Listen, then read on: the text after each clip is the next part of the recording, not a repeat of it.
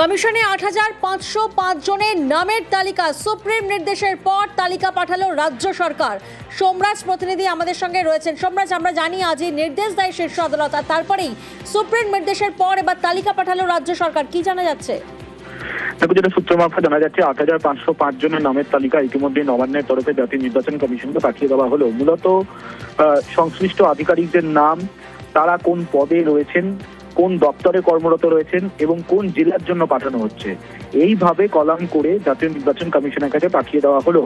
এবং নবান্নের তরফে দাবি করা হলো, এই যে ৮৫০৫ জনের নামের তালিকা পাঠানো হলো, তারা সবাই গ্রুপ বি পদে কর্মরত। যদিও সেই তালিকায় lower division clerk, upper division clerk পদে কাজ করছেন, চাকরি করছেন, সেই নামের তালিকাও পাঠানো হয়েছে বলে সূত্র মারফত জানা যাচ্ছে।